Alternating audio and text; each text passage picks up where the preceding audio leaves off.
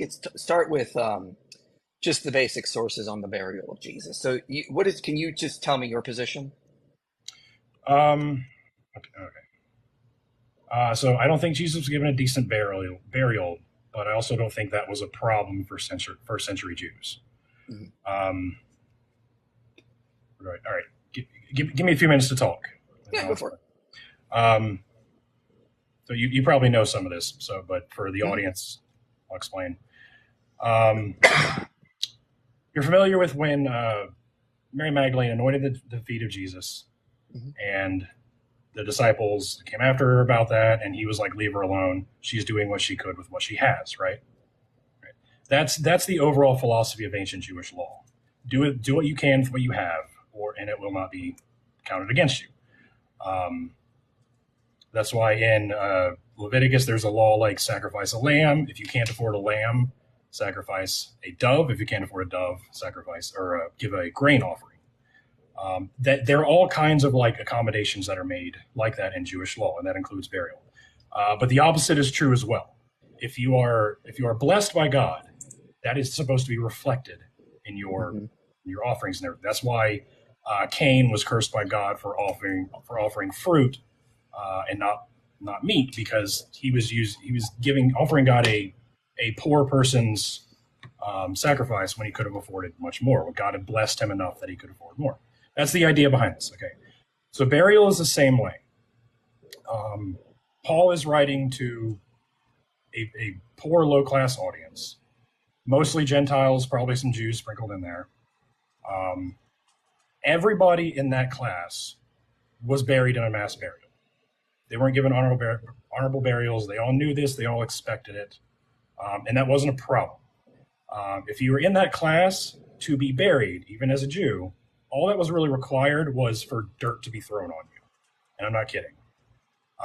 That's all that was necessary for your body to be resurrected when the kingdom of God comes. Now, once you start moving up in social class, those standards start going up. Things start getting really, really specific, really, really intricate, really detailed. Mhm. So that's why you see Paul doesn't talk about Jesus' burial or anything. But then when you get to the Gospels, suddenly he's given a decent burial. And beyond that, when you go further in the Gospels, especially when you get into John, the burials get more and more focus is placed on the burial and the empty tomb narrative. Again, especially in John, when you get to John, now women are bringing him spices. The reason this is because 3 days after someone dies, the women come to the tomb 3 days later to give spices to help with the smell. The reason this, and now, not only was this happening, but his tomb was in a garden, right? That wasn't in any of the other Gospels. And this tomb had not been used before. So the way this worked is communal tombs, right? Pretty much every tomb was communal. There was some cases, I don't know if there was, I couldn't find any of like single tombs. Most tombs were used for multiple people. And more than that, there were tombs that were used for their family tombs. And they were used like for communal, like big communities. So what happened is bodies would be placed in the tomb for a year. The body would decompose. And then you would go and get their bones and put them in an ossuary as a secondary burial. Because we had these family tombs, this was done over and over and over and over again. So Jesus' tomb had never been used before. It was brand new. Jesus was Elvis Presley in the Gospel of John, basically. So you get to John, and it's very, very elaborate, very focused, very detailed. And this was important. The reason this is because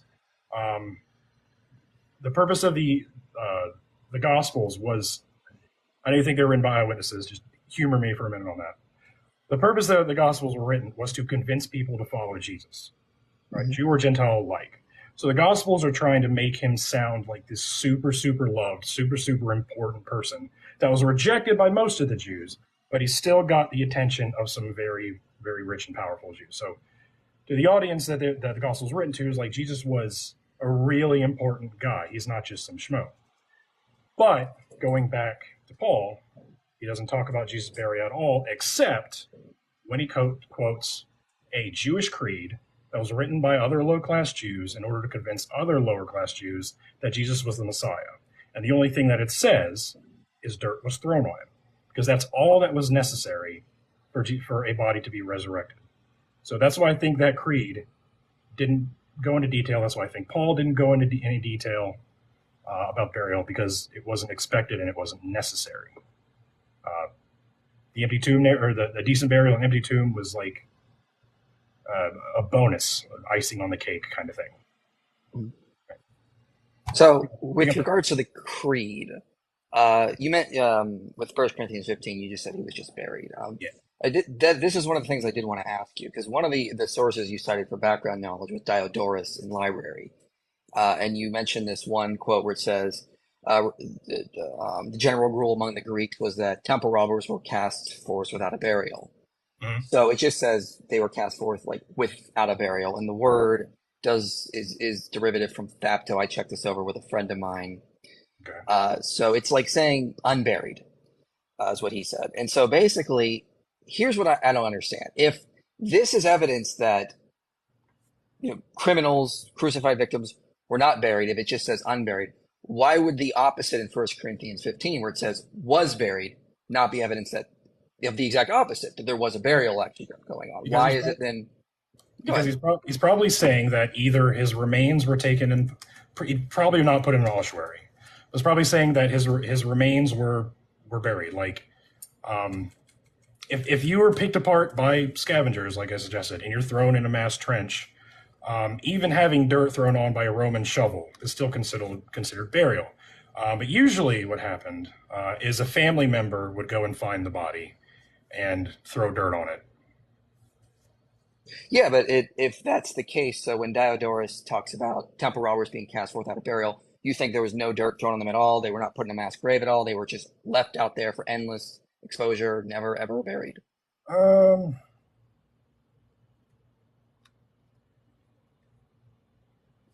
see. It was general law that temple robbers should be cast forth without burial. Yeah, probably. It probably was not. They were probably still thrown in a mass grave or a trench grave. Okay. But because it was the tradition of going and finding the body and throwing dirt on it. And by the way, that tradition is reflected in Jewish burials today. If you've ever seen a Jewish burial, everyone who's in attendance takes a turn throwing dirt on the casket. That's where this comes from. So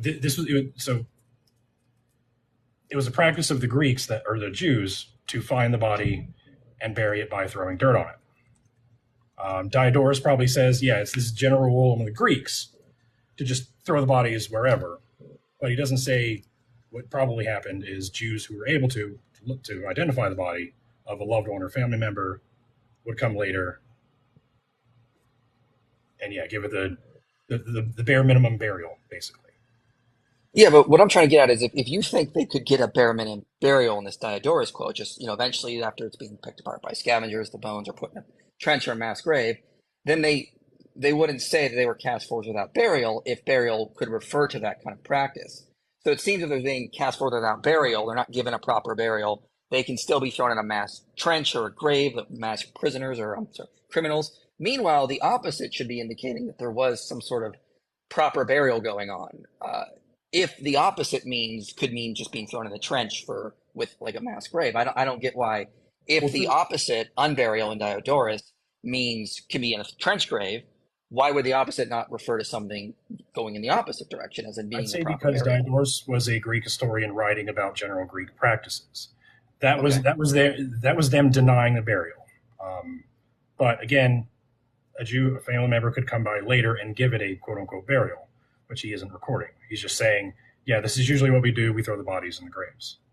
Okay. Is that a question, or am I missing? Yeah, kind of. I mean, if that's the case, I just feel like we can't be using these sources outside of Judea. We need to focus on what, like Josephus, the archaeological evidence is, and of course the Christian writings, because the Christians are giving us a lot of information that, we don't have a lot of first century sources on practices in Judea. We have like Josephus, we have some possible Mishnah texts, a couple other ones, and then the Christian writings. So it's like, if we're not going to use Diodorus or, some of these other later sources, it makes me wonder, like, what's the point of even bringing them up? It's not relevant for the background knowledge. We should just focus on what the Jewish practice was, if that's the case.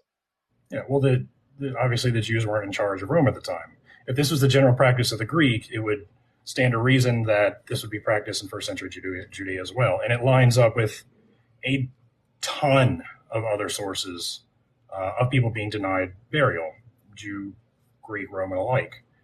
Um,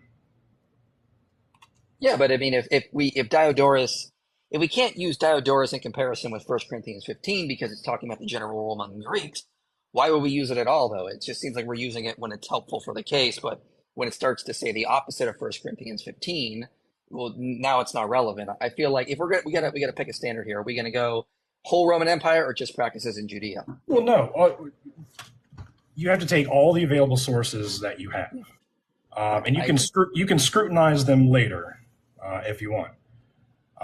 But from the second century BCE to second century CE, in and around Judea, we have a ton of sources about Romans denying burial, even Jews denying burial. This is funny. There's even passages in the like the Talmud in the Mishnah that say a righteous person should not be mourned for or buried because he would not want to be honored by unrighteous people. There's accounts of people who are very sinful in life, and if you see their body literally being eaten by a dog, that's a good sign. That's an omen that his body is being purged, or his flesh is being purged of sin. In regard to Deuteronomy 21, which says a person who's hung on a tree needs to be taken down and buried the day before, you can leave the body up overnight if you can't find a place to bury it. So that there's all these like exceptions to be made, and that's what like the whole like all these sources is debating. What do you do if this happens? What do you do if this happens? So this idea of a Jew being cast forth without a burial isn't even necessarily a bad thing among the Jews. Sometimes it was necessary according to their interpretation of the law. So, yeah, I fully accept that. There's a wide variety of sources. I feel like we have numerous sources as well that say that often crucified victims were buried. Often the Jews were very strict, like Josephus is talking about this, about burying bodies. There's Mishnah texts which talk about it as well, that Dale Allison highlights. There's the archaeological evidence. So it just seems like if we're just going to look at the background knowledge, it's not going to give us one way or another. We got to look at the sources specific to the New Testament at that point then and see what it's actually saying. And the overwhelming consensus among the earliest sources is that he was buried. And this is Allison's point. It's like, yeah, that's Allison's argument. Yeah, if the evidence is leading us in that direction, there's nothing supernatural about this. Why not just accept it's a burial? But why not accept the evidence outside of the Bible as well? Why does it bear less? Now again, part of that is like when I said we don't have any sources of this happening in and around Judea at the time. It's because we don't. Jesus is the only one. We have a lot of accounts of people named. We know their families. We know when they lived. Of people being denied burial. We don't have any accounts of specific people being given decent burials, except for Jesus. So it's sort of an anomaly or an outlier in the data that we have. Well, I don't think it's an anomaly because, we have the archaeological evidence. We have Josephus saying this was just a practice they did before the Jewish war. So, yeah, it's the only account of an individual, but it's in line with other texts that talk about the Jewish customs and the archaeological data. Well, the archaeological data doesn't do much good either because, again, the archaeological data that we have just has skeletal remains that are found in an ossuary. That's where the bones are placed after the body decomposes.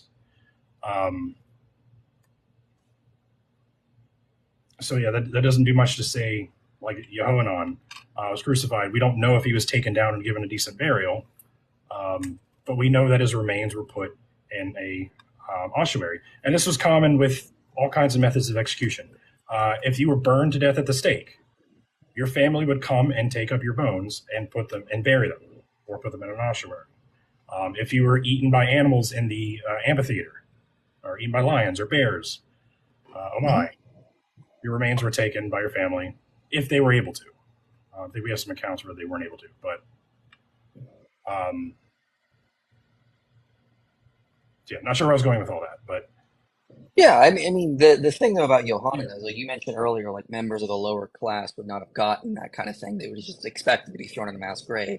But he is being placed in a bone box. That implies some sort of wealth. I believe you mentioned before. So it does seem, even if he was left up there for 3, 4, 5, even a week, even he did eventually was taken down and placed in some sort of proper burial aspect of that regard. So that's the only thing I'm going at. It wasn't. It's not this Yohanan idea that probably was.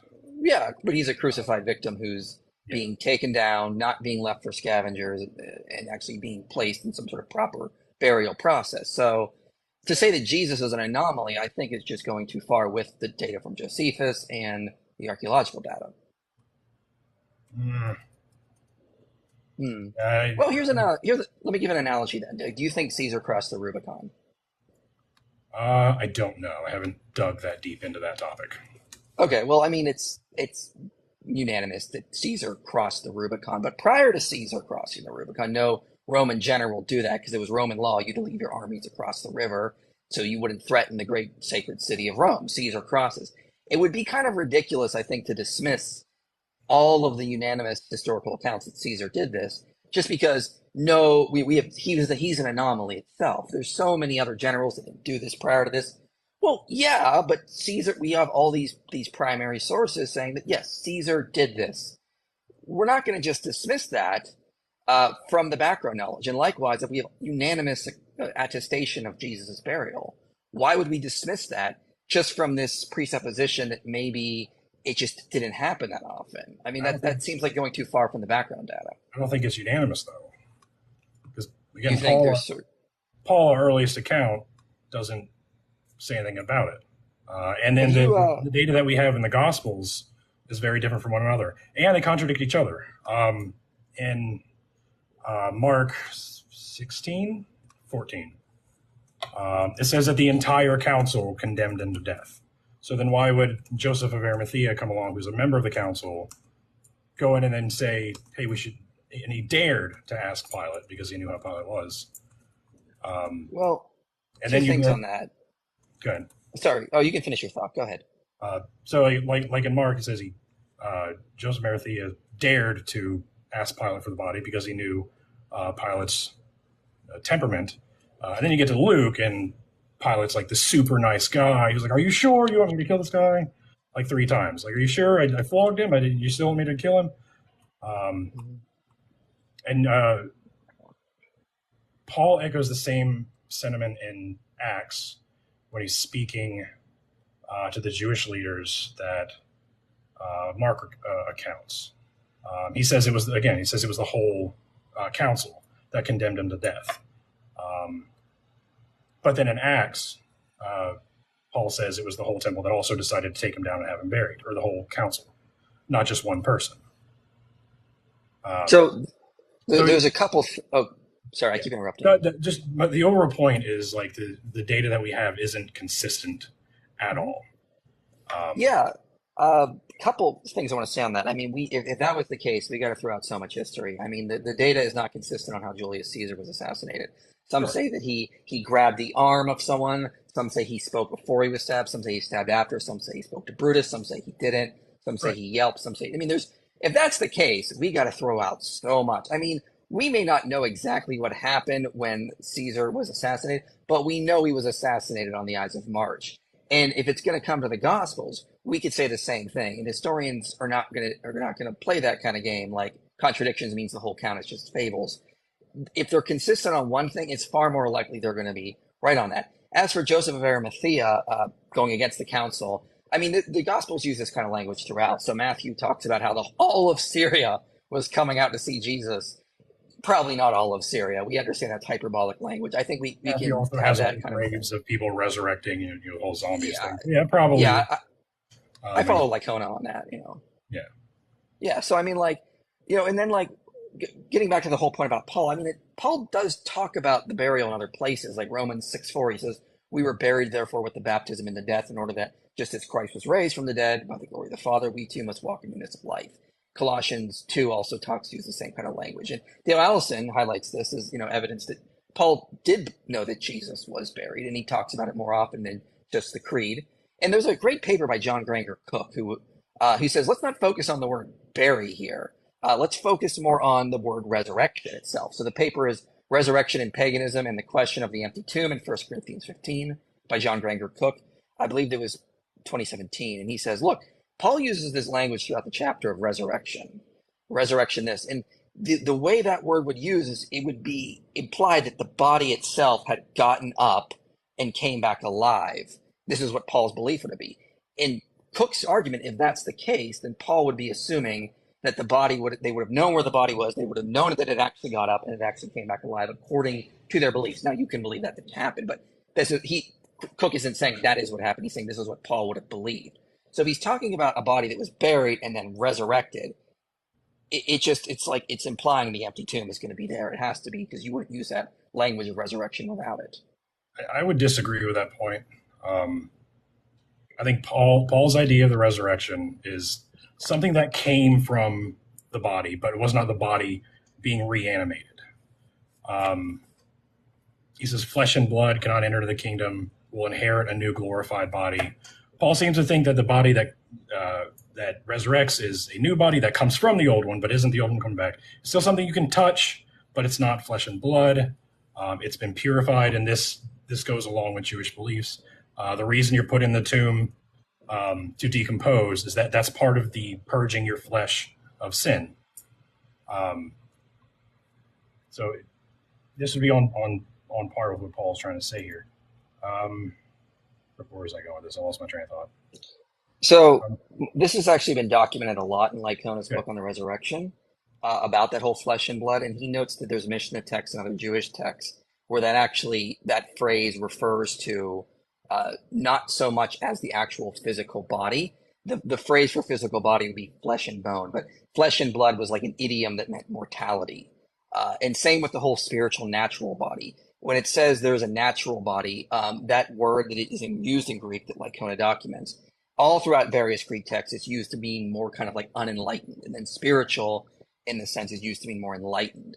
So Paul goes on later in the chapter to say that what dies is what comes back. And so just the general message of resurrection would refer to the actual physical body coming back to life. The only two places that are used as some sort of spiritual body are the phrase flesh and blood, which is shown to be an idiom, and the whole natural spiritual body dichotomy, which again, in the Greek context, refers to natural or enlightened versus unenlightened in that. And so I did a video on that called The Resurrection of Jesus, Ghost, question mark kind of thing, just to go through that sort of data if anyone's interested. Yeah, I don't think it was like a ghost type resurrection. Okay.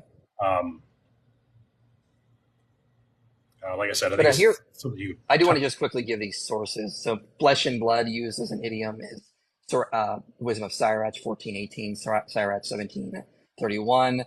It's in the Talmud Koth 28b, Nizar 9:5, Sotah 8:1, Mishnah text. So just want to make sure I listed those. Okay. So if I misunderstood you, you can clarify then, because I thought you were saying some sort of like spiritual resurrection. No, it's somewhere in between. Okay. Is what Paul seems to be saying. It's not a ghost, but it's not a zombie either. It's something you can touch, but it's not flesh and blood. I'll have to look into the idiom thing you were talking about, because that's interesting. This view of resurrection has always puzzled me, because if Paul was a dedicated Jew, he would believe in a bodily resurrection. So this always sounded strange to me. But again, that type of resurrection is still possible with a body that was picked apart by scavengers, as long as dirt was thrown on it, right? So to a first century Jew, that wouldn't be weird at all. That's basically the crux of my argument. Later authors came around and wanted to make it sound, more glorious, more dignified. Well, as it probably wasn't originally.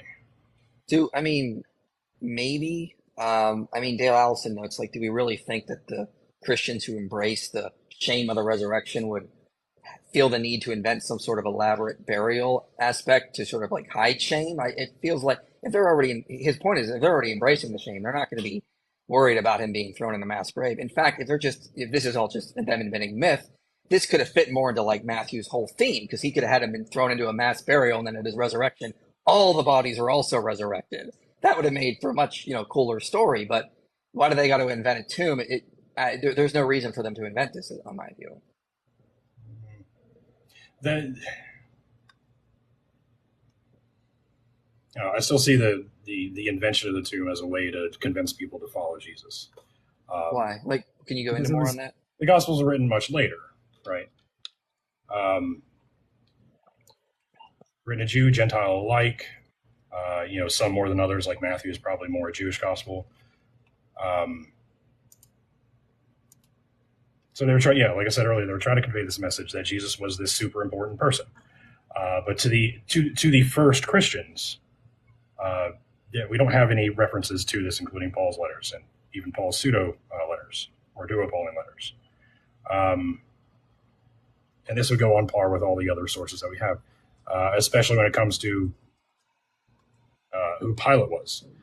Again, this method of like being left up on the cross, picked apart by scavengers, yada yada, thrown in the mass grave, well, would not have been weird to them. They would have expected it, and in a lot of ways, according to Jewish law, they could reconcile that with still being able to be resurrected. If he was a righteous person, or if a family member came and gave him threw some dirt on him, like I was saying. So none of that's weird. What is weird is Pontius Pilate having a Jew who was condemned as an enemy of the state taken down and given to another Jew who's going to give him a burial with full honors, and even providing Roman soldiers to guard the tomb so nobody steals the body. When I couldn't find any accounts of that. What I did find is accounts of soldiers being staying at the cross to make sure nobody steals the body from the cross. Mm-hmm. Right? We have an account of somebody who left his station to do some things we don't need to get into.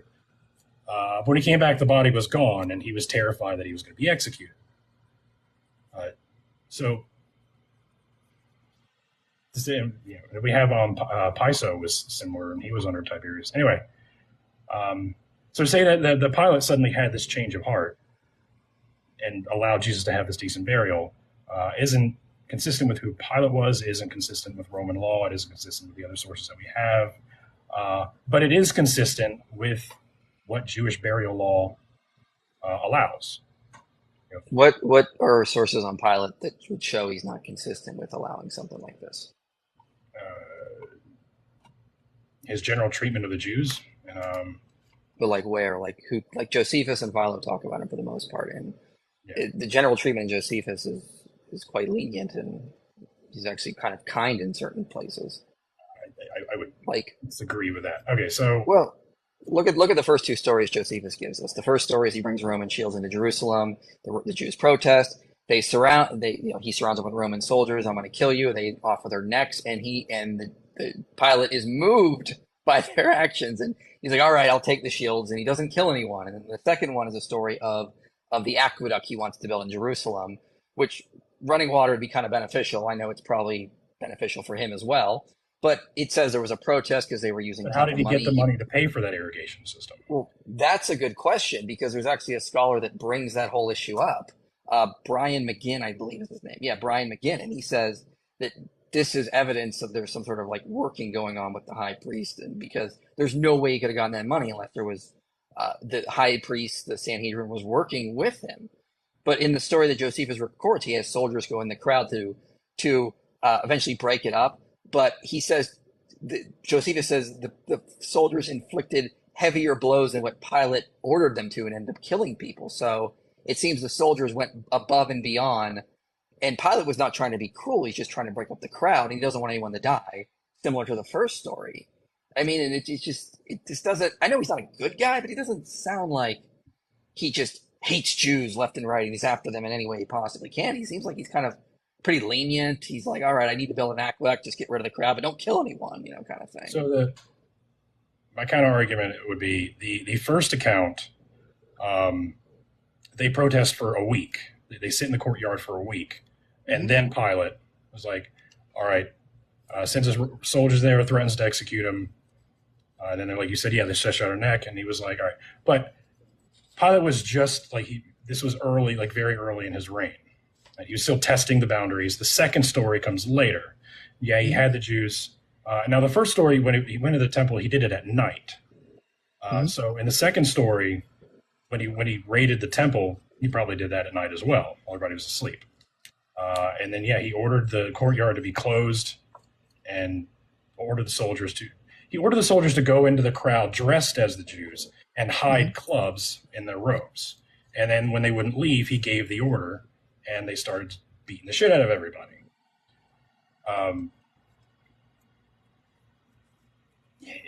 If you want to make the argument that the soldiers took it a little too far, I don't see a lot of evidence for that. I feel like that's a claim you can't really support. Well, that's what Josephus says. He says that they inflicted heavier blows than what Pilate had ordered. Than he wanted. Yeah. Okay. Yeah, so that's right in there. Okay. And then, I mean, the same thing is like, Craig Evans and Brian McGinn note that the odds of him getting that temple money, it seems far more likely the temple was like, yeah, build an aqueduct, here's some money to help. This would be great, kind of thing. I mean, and the Jews protest. I mean, he doesn't want to kill anyone. He seems kind of like the same. When I read him in Josephus, I was like, this just sounds like the same guy in the Gospels. Here's somebody who doesn't want to kill anyone. He's like, I find no guilt in this man, kind of thing. I find innocent in this man, but caves to the Jews when things start to heat up. He's like, all right, fine, do whatever you want, kind of thing. It seems like it's a consistent picture, honestly. I don't know, where's that quote I saw? I'm trying to pull up my source. Where did I put that? While you look for that, I'll read a quick quote here from Craig Evans. Pilate could never have dipped into the temple treasury without permission. The public protest was all probability and much directed against the ruling priests, especially the captain of the treasury, for allowing the sacrilege as it was directed against the Roman governor. And that's Craig A. Evans' book. Fabricating Jesus is the name of the book. So he's making the claim that a high priest would allowed Pilate to have the treasure or access to the treasury. Like this was like a collaborative. It seems like that would be the most likely. And he's not the only one who makes the case. Brian McGinn makes this case in his paper as well. Pontius Pilate and the Sources from 1991.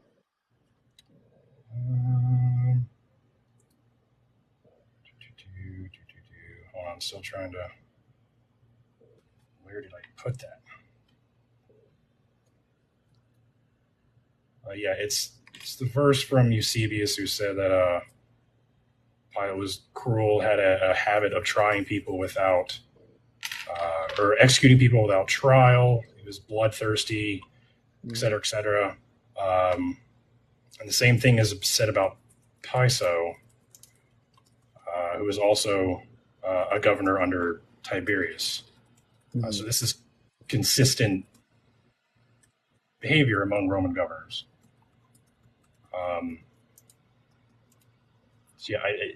I have a hard time thinking that this Pilate that raided the temple, executed a bunch of Jews who defied him, and was known for being cruel and bloodthirsty and executing people without trial, would suddenly allow a Jew who is condemned as an enemy of the state to be taken out and given a burial of highest honors, like I said earlier. Yeah, well, I mean, I think...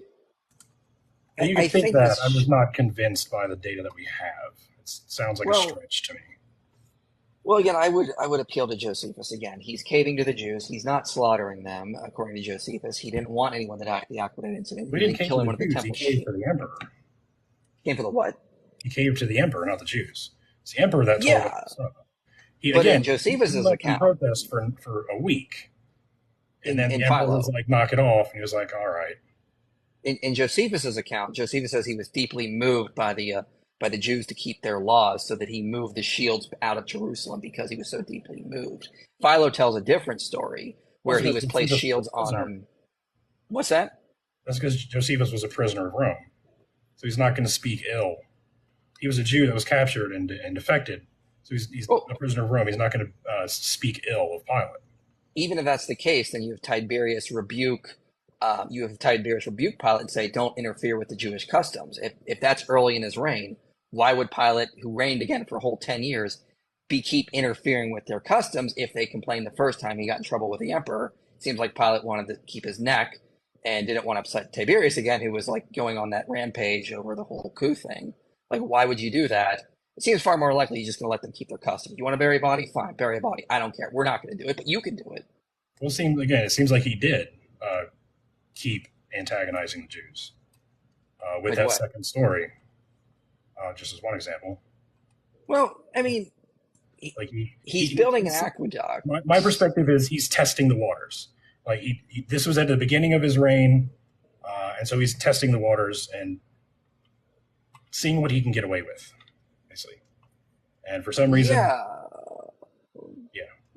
I mean, but at the same time, And in that account, he made these exceptions for all of the Jewish leaders who were all together. This is one Jew who was condemned as an enemy of the state.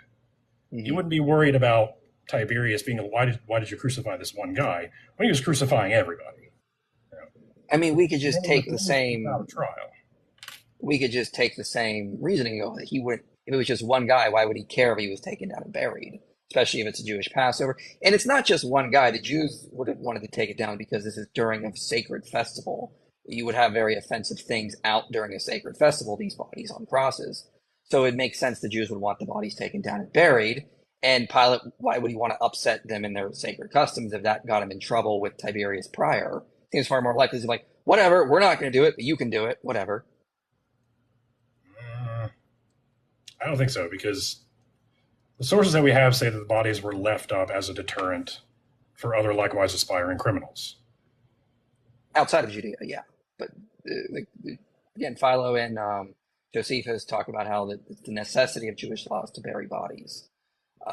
So, like in Judea, it seems far more. And if we see Josephus talk about this numerous times. They were given special exceptions to keep their laws in Judea prior to the Jewish revolt. So in Judea, it seems like this would not have been the case if we already have other texts saying the emperors awarded them this exception here. Also, these exceptions, or the telling them to honor the Jewish customs, did not apply. Did not what? I think you muted yourself somehow. I don't know. I can't hear anything. Anyway, customs like pure and everything. You're just honoring their. Can you start over? You were breaking up a little bit at first. Am I back now? Kind of, yeah. You're just really quiet. Okay. Sorry, I just had a phone call. Yeah, this desire to honor Rome or a Jewish custom was just to honor Jewish custom. It had nothing to do with people who were condemned of a crime. Like once you commit a crime, especially a crime against the state, that goes out the window. So Tiberius saying, let them run the temple that they want, the way that they want to run it, is fine. They're not in trouble for anything. They're not causing problems. But this other guy who is inciting a potential riot against Rome, as we have other messianic figures who were just killed on the spot for doing something similar, writings in Josephus.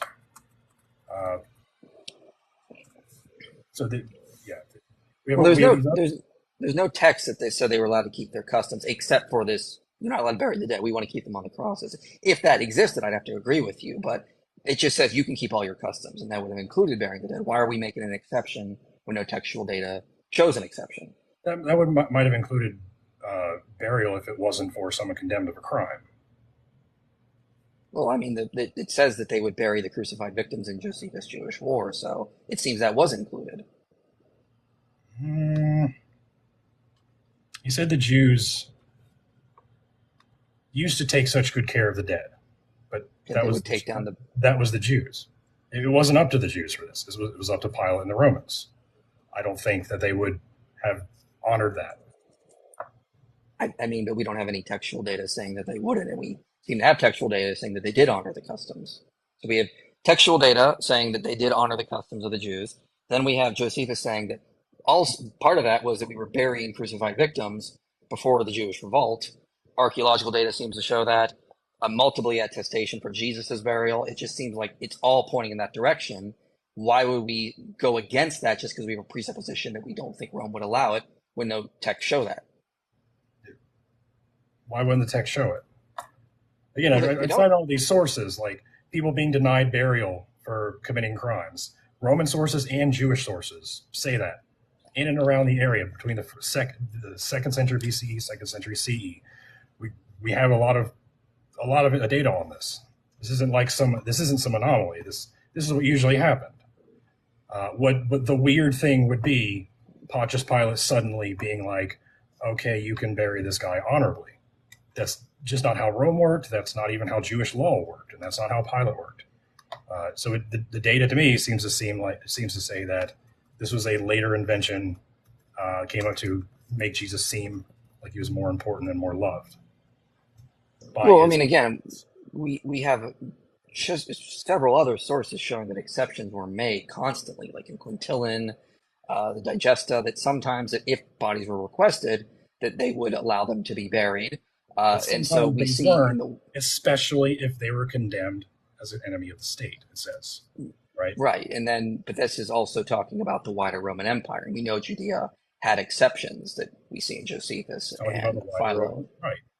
Yeah. That's what I'm saying. This I agree with the wider Roman Empire aspect of it. Was that?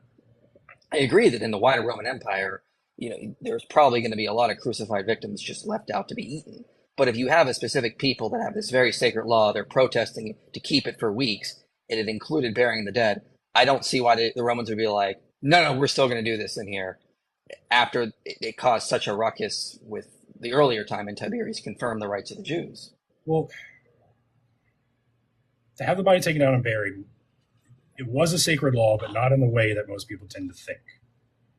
I don't think it's likely that they would have asked for his body. They would have probably tried to keep track of it and then buried it wherever the Romans threw it. That seems to be what all the data that we have suggests. Maybe his father came along, Joseph, and buried it, and that's where we get Joseph of Arimathea from. It's just not a hill I'm willing to die on, just one idea.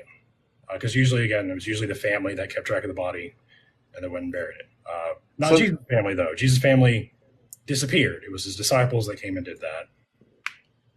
Then it just comes back to my question earlier. Like, if we have texts that say there was this, that tell us what happened, like Caesar crossing the Rubicon or Caesar being assassinated in the Senate, we're not going to go, well, we don't think this is unlikely because Roman generals prior to this would never have crossed the Rubicon. This is probably just fiction.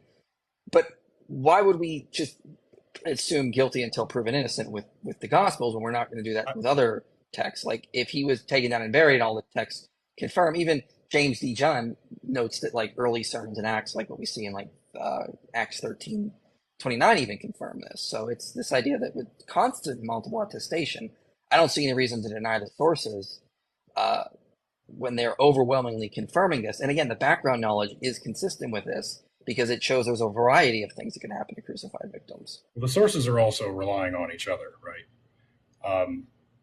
Now, it's entirely possible that an exception was made. I just don't think it's likely. I don't think we have the data to support that very well. Disagree, feel free. My argument is, again, a decent burial was not necessary for them to believe that Jesus resurrected and was the Messiah.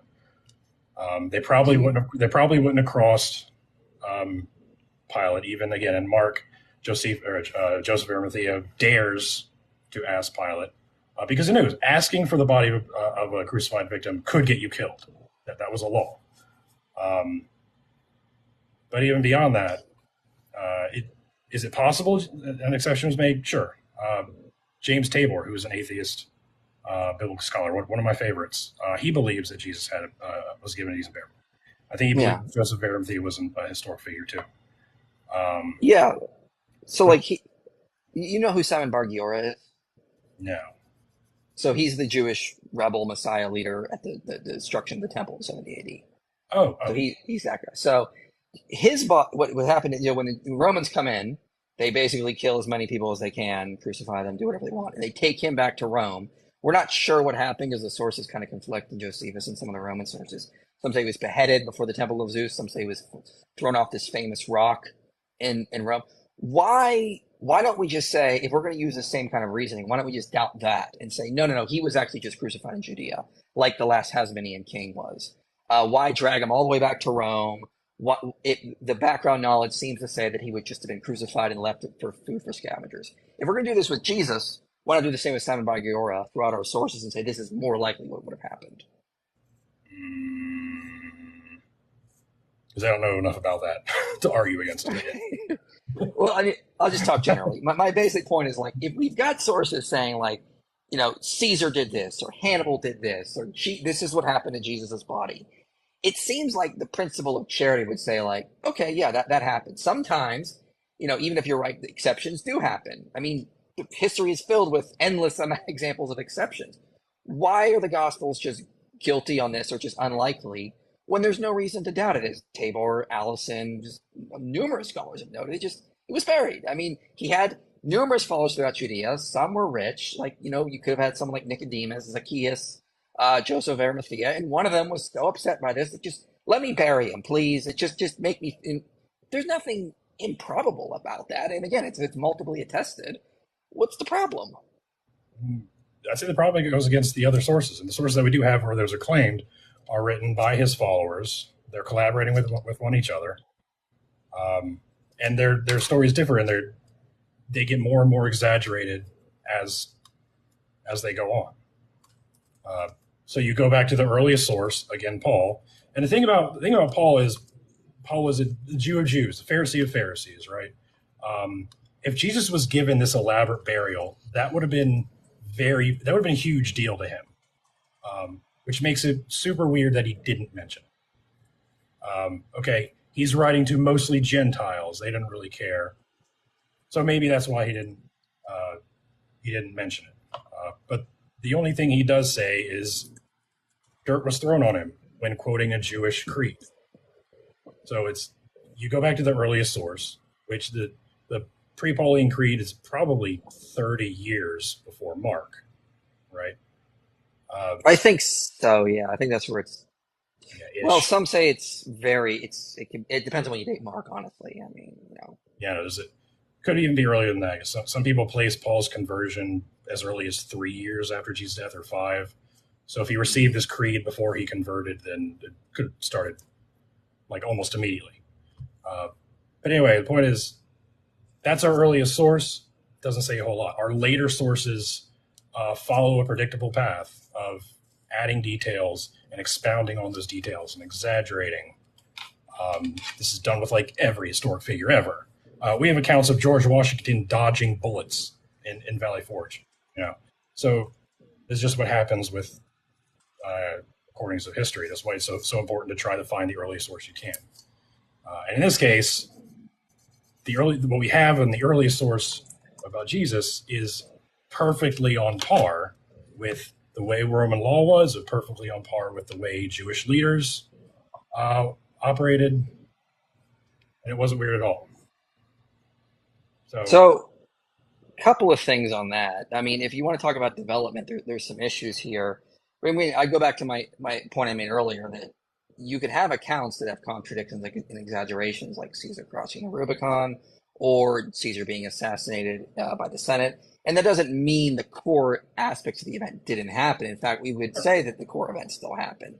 With regards to the development, though, I mean, it depends on what aspect you look at. Like, so for example, if you want to look at the miracles at the crucifixion, Mark reports 2, Matthew reports 4, Luke reports 2, and then John reports 0. Miracles performed during Jesus' ministry, Mark reports 20, Matthew reports 22, Luke reports 21, John reports 7. So if there's development going on, in some aspects it's going in the opposite way of development. And again, with Paul and not saying that he had to be in an empty tomb, it'd be like saying, I mean, I don't think Paul needed to. It'd be like saying I had to walk down the street and failing to mention that it was on my 2 feet. John Granger Cook's paper just notes that it's essentially implied with the language of burial and resurrection.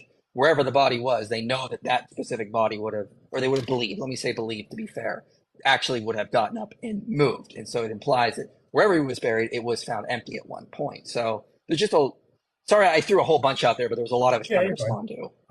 I feel like Paul actually implies the opposite. When Paul says the cross is a stumbling block to the Jews, and he quotes Deuteronomy 21 in Galatians 1, the verse, he was cursed as hung on the cursed as he was hung on a cross. But he doesn't quote the next part. The next part of that passage is he has to be taken down and buried that day. He can't be left up overnight. Paul doesn't mention that part of the verse. Why not? Probably because it didn't happen. If he was made a curse, the crucifixion would be all that was required. And being left up to decompose, picked apart by scavengers, public spectacle was made of him. That would match the cross being a burial to the Jews and him not mentioning that he was taken down, because that was a sacred law. You had to be taken down the night before. But he didn't say that he was. Is it just implied that he was? I think it implies that he wasn't. Which verse, Paul, are you referring to? Galatians 3:10. Galatians 3:13. Okay, 3:13. So Christ redeemed us from the curse of the law by becoming a curse for us. For as it's written, cursed is everyone who hanged upon a tree. So that Jesus Christ. I mean, I don't see why it needs to be necessary in the context. She's talking about how the death, being hanged upon the cross, is what atoned for our sins. It doesn't. The burial doesn't have to play into his whole overall message here. But the burial doesn't matter. But I mean, in the context of what the point Paul's making, the burial doesn't matter. But that's not a denial that the burial didn't happen. That'd be an argument from silence. I don't know. He's not going to. Paul wouldn't say that he was denied a decent burial, because that would have been obvious. Everybody knew that a crucified victim was going to be denied a decent burial. That's why it was their job to find the body and throw it. Well, then you can just go to like Romans 6:4, Colossians 2:12, where Paul does confirm there's a burial happening there, because that fits more with what he's saying, because he's talking about baptism there. He said they were buried with Christ into baptism unto death, right? Is that the verse or not? We were buried, therefore, with him by baptism into death, and then Colossians 2, having been buried with him in baptism. So baptism is symbolic of what happened to Jesus and that he was buried. I think that's a whole nother can of worms regarding Paul's view of baptism versus Jesus and John the Baptist. I'm not sure if he's talking about actual burial or baptism. There's a lot of. I think he's talking about both. He's saying that, when we baptize, it's like as Jesus was buried and, placed in the ground kind of thing, or the tomb. It's not. I don't see him ever denying that Jesus was buried. Oh. Yeah, but he says buried instead, not baptized. He doesn't say we're baptized just like Jesus was baptized. He's saying our baptism is like when Jesus was buried. So maybe he's saying when he was baptized, that was like his burial and his receiving his new glorified body. I know that might be possible. Just saying, that's another idea that's floated out there about that. Yeah, it's possible. It just seems like it's stretching it. The simplest just seems to be he was buried, as he says in 1 Corinthians 15 as well. Yeah. So, I mean, here's the thing, though. Like, with all of these verses in Paul, like the Romans and the Corinthians one, I have one explanation. Jesus was buried. And you have to come up with additional ones to account for this verse and that verse. It just seems like we're multiplying assumptions beyond necessity at this point. No, the simplest one is just he was buried. I'm saying that having dirt thrown on the body was burial by Jewish law. That was the bare minimum of what was required for a body to be resurrected, because they were expecting the kingdom of God to come. They were expecting all of the dead to be raised. That's one reason they were put in a tomb for temporarily. Part of it was to purge the flesh of sin as it decomposes. Another part of that was because they were expecting the kingdom of God to come and everybody to resurrect soon. Tombs put in an ossuary. They're not buried. They're not sealed up.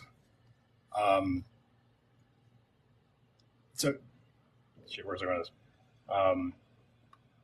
this? So when Paul says he was buried, he's saying uh, Jesus met the requirement of the law. Mhm. This is what was done to him. Yeah, I mean, I totally agree. It's just then my argument would be like, then why deny the gospel narratives if that because that would be the next step. If we can agree that Paul is talking that there was at least some form of burial there, then becomes building on what Dale Allison says. What is so bad about believing that he had some followers and in this time they were so upset by this, one or two of them like let's put him in a tomb, at least It's, give him it's a not proper burial. it's not bad to believe that, except one, it wasn't required by Jewish law, and two, it's not likely Pontius Pilate would have allowed that to happen. So that's why you start with the burial in Paul, and then it gets more and more elaborate after that. So whoever was writing the Gospels was probably familiar with Paul's work, and used that as a source. Went from there. There's a whole bunch of argument on that among scholars. We don't have to get into, but Well, that's basically my position, I guess. it just seems like there's so many things that we could just dismiss then. If we're just going to look at Pilate, maybe we could say that Josephus is wrong then when he says that he didn't, when the Jews offered their necks, he was not moved with compassion and didn't kill him. Because we know he was a bloodthirsty tyrant, we have that presupposition. He actually slaughtered them. That makes more sense than Josephus is wrong. Let's just dismiss Josephus in this point. One source for one event versus, Well, no, John and Mark both agreeing that he was buried as well as Acts 13:29. It just, why you don't dismiss it? dismiss it. You just scrutinize it a little more heavier. It's like I was saying, Josephus was a Jew who was captured and is now a slave of the Romans. So suddenly you see in his writings, he won't speak ill of Pilate. Some scholars think that verse you were talking about earlier, the Jews used to take such good care of the dead. They think that was him like trying to prop up his Jewish heritage a little bit, kind of under the Romans' nose. That's, again, don't have to get into that. But you take his writings, be like, oh, he doesn't want Pilate to seem like a bad guy, so he's peppering in his heart. He was so moved. How does Josephus know that? Right? Was he looking at him when did Pilate start crying?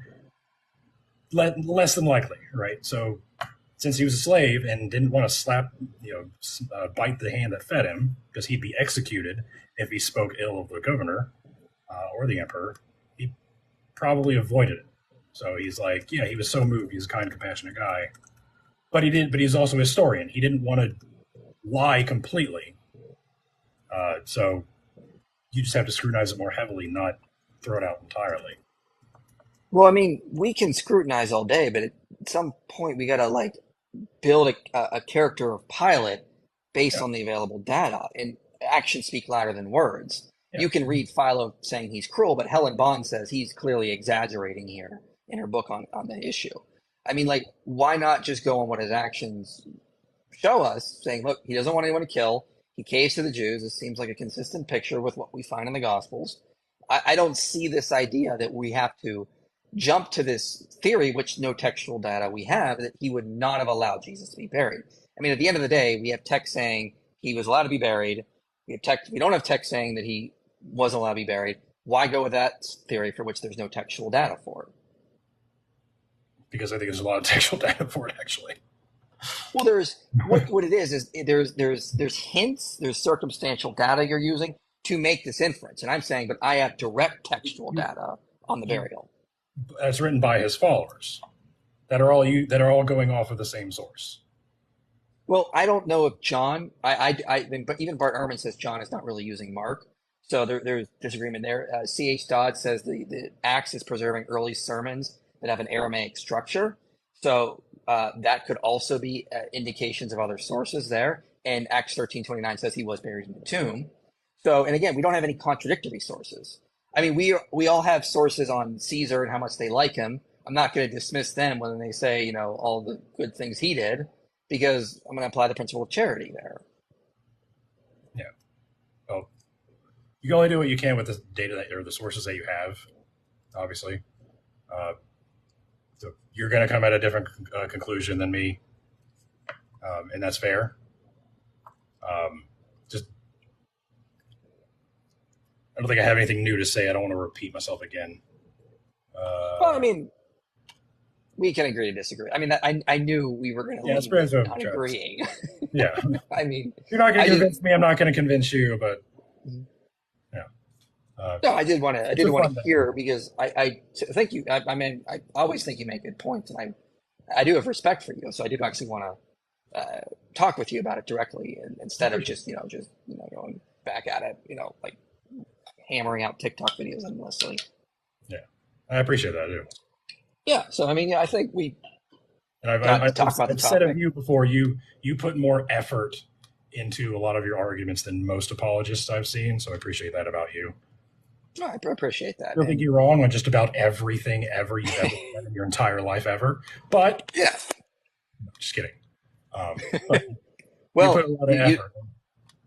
yeah, and if you ever wanted to do a talk maybe on like, something else, I'm happy to do it as well, like Justin Martyr, because that's also something I'm interested in doing some research on now. But I mean, like, yeah, I'm happy to do this again. Like, basically, the whole point of this, I thought, is just bring both our cases, let the audience decide for themselves. Yeah, pretty much. Hope you guys All right. enjoyed. Um, my kids are about to get off the bus, so I do got to wrap things up. Oh, Yeah, I got to go get my daughter. Thank you for reminding me. yeah, just escapes if you're not paying attention to the clock. Okay. Yeah. Yeah. Let me check. Actually, my wife just texted me. She's getting her. So there's that. Okay, good. So, all So right. I'll that's let good. you go Yeah, get let's your do children. something else in the future sometime. Yeah. Yeah. Definitely. Thanks you guys for watching. Hope you enjoyed. Hope you learned something. Yeah, subscribe his channel, subscribe to my channel. All the customary stuff you're supposed to do when you go live with somebody, I guess. Awesome. All right, man. I'm gonna let you go. I'm gonna answer some of these questions. Appreciate it. Thanks again, guys. See you all next time. All right.